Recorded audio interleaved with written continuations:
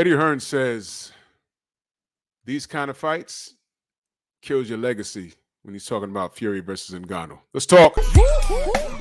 Push the weight and no flex. Flex alive is one in the six. Fit the runner, boy, you nigga, no question. You ain't run a motherfucker high stepping. Hey, you never had a big enough weapon. Motherfucker never learned your lesson.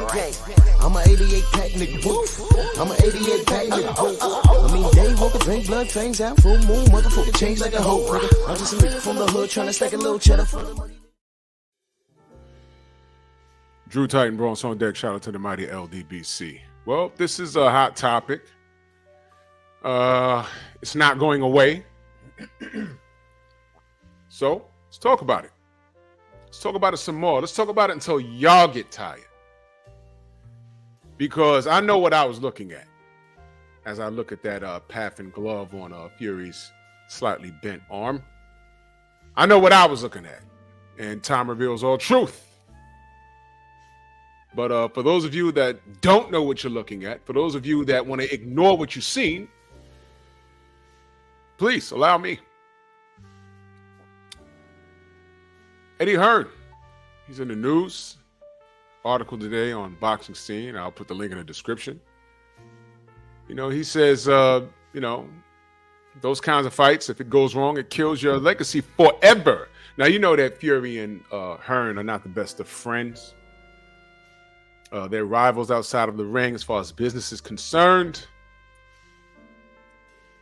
So, you know, Eddie Hearn is no stranger for taking jabs at people when he believes they're down. So let me just read a little bit from what it says. You know, Eddie Hearn is feuded with Fury, in reference with him and AJ, things of that nature. Remember the fight that never took place? Remember that? For those of you that don't remember, let me remind you how, first of all of these guys are liars. So I'm just enjoying the chaos. I'm enjoying the outcome. The outcome means that this is done. It's not done. What you're seeing is the early stages of an epic fail. See, all of these lies that these guys were told between AJ and Hearn and Fury, all of this is coming around to bite them in the behind. So this Francis Ngannou thing, this is only the first of a few things that are about to happen with everybody. AJ had his wake-up call with the 2 fights with Usyk, the loss against Ruiz, and how things are shaping out for him right now as far as his career is concerned. But we're talking about Hearn and Fury here. What we're looking at with Fury is a lot of truth being told. For those of you that don't remember, the Eddie Hearn and the AJ and the Fury debacle. These guys were forming one big lie to avoid someone. And it's literally come back karma. The universe is literally coming back to bite them in the behind. For those of you that don't remember what I'm talking about, I want to play ignorant to what I'm talking about. Do y'all remember when the Anthony Joshua and Fury fight was done? Let me remind y'all. Just got off the phone from Prince Khalid of Saudi Arabia. He told me this fight's a 100% on. August 14th, 2021, summertime. All eyes of the world will be on the Kingdom of Saudi Arabia.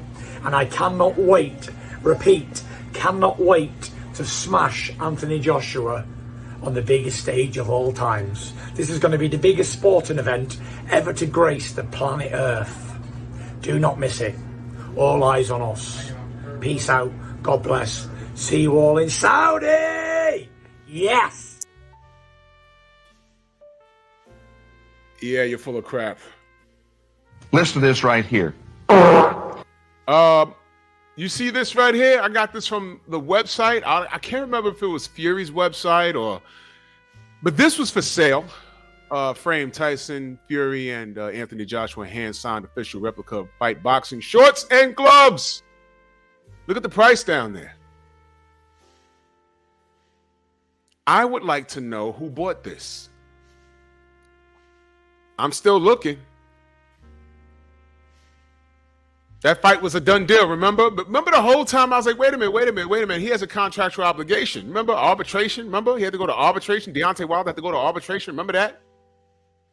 Remember he lied so bad that it was up on BoxRec that him versus AJ was next. And you see, the reason why I'm pointing this stuff out is because now the liars are turning on each other. Y'all watch cartoons growing up? Do you know the real reason why the Legion of Doom could never be successful? Because there's a bunch of villains running around in that place, and they all, if they did beat the superheroes, they would run around and try and backstab each other. It's in their nature. And what you're seeing here is justice. So for Eddie Hearn to be up here saying, hey, man, you know, this is going to kill your legacy. What is Tyson Fury's legacy? One of drug addiction? One of crime, you know, affiliating with Daniel Kinahan? Yeah, I'll say his name, but, you know, American media won't say his name. You know, British media has said his name, and Fury don't even want to talk about it, you know. Dealing with Bob Arum, you know, $8 million consulting fees, and being banned from American soil, you know, that sort of thing. What is his legacy? Oh, he beat Deontay Wilder? Oh, wait a minute. Y'all said Deontay Wilder can't even fight. But a guy that can't fight, you know, he sure did knock Fury down how many times? Basically knocked him out, but with help of, you know, consulting fees and referees and judges and all of that stuff, drugs and everything else. What, he didn't cheat? Okay, why does he check his water? You can't poison water? Why did Fury was so adamant about checking his water? Y'all don't know what I'm talking about? Y'all don't know what I'm talking about? You see, I'm not going to let this go. Let me remind y'all what I'm talking about. You can't poison water? Let me remind y'all. And you're saying about, obviously, when you went over by the Klitschko with the waters and stuff like that, that was very, you know, how did you guys think of the idea of that when you was going there, that you needed to bring your own water and food and stuff like that? Did you, like... We know boxing, and we know... We know what goes on behind the scenes. So yeah, it's a dangerous sport. You know, people want to win, they'll do anything to win. So.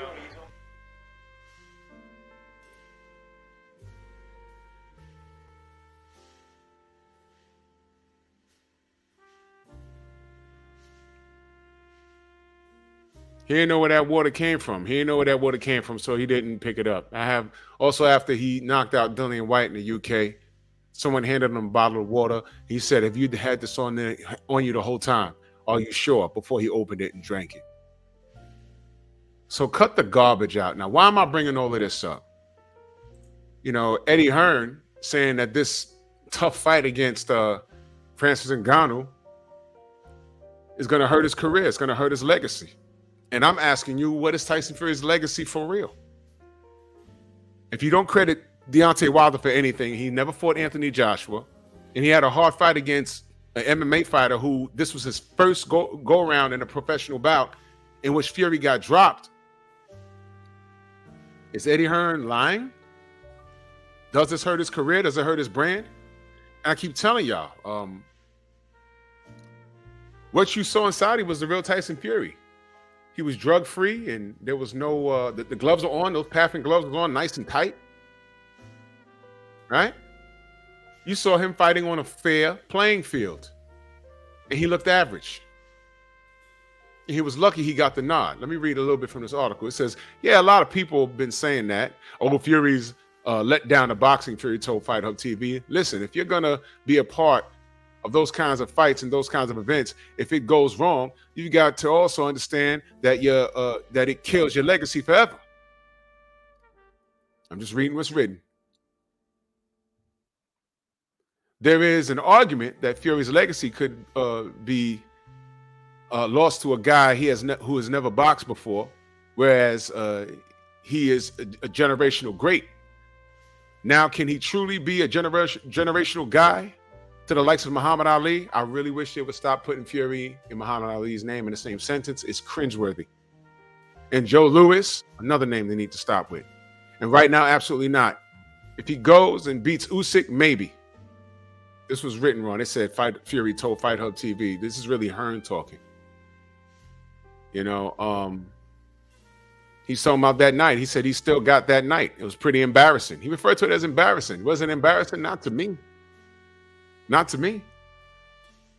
Fury tried to take Ngannou's head off in the first round. He ain't coming in to play with him, but he couldn't do nothing with him. Why? He didn't have no power pellets on him. He had no power pellets. There was no drugs. There was no injections in the elbow. He had a little bit of help from that referee with that long-ass count. That was really Tyson Fury. And no, I saw what George Grove said. He said, yo, his legs are gone. No. This kid, I'm calling him a kid because he's a grown adolescent. This kid was drug-free. He was drug-free.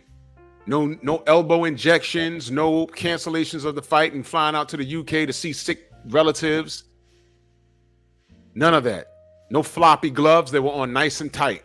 No Jack Reese saying, hey, those are big guys and gloves slip off. No Ricky Hatton in your corner saying, hey, pull me glove up. None of that. There was none of that. No canceling fights and saying that my team got COVID, but you out and about taking pictures with civilians. None of that. There was none of that. It was a fair and level playing field. And you got dropped in the third round, dude, by a guy that only has one pro career. So yeah, Eddie Hearn is right. But I'm not finna make excuses for him, and that's what this video is about. Kill your legacy. What is Tyson Fury's legacy? Deontay Wilder, that's his legacy? Under those conditions, that's his legacy? Prolonging undisputed, that's your legacy? Drug addiction? Cheating? Suspensions? What is Tyson Fury's legacy? Watch your mouth. The guy's a glove cheat, a drug cheat, a cheat. Hangs out with gangsters and all of that. These are the things we talk about. Unlike certain media. Cat's out the bag, the truth is out. And it's only going to get worse. It wouldn't shock me if this man does decide to hang it up for real. What fighters should know about this, what they should learn from this is what? You fight Tyson Fury in Saudi, where he has no access to the things he's using to have access to rob, cheat, steal, and screw around. This man was never that good. He always had an edge. He has a complexion for the protection. But on that soil in Saudi, Lord knows what the penalty is over there for trying to cheat over there. But he ain't do it.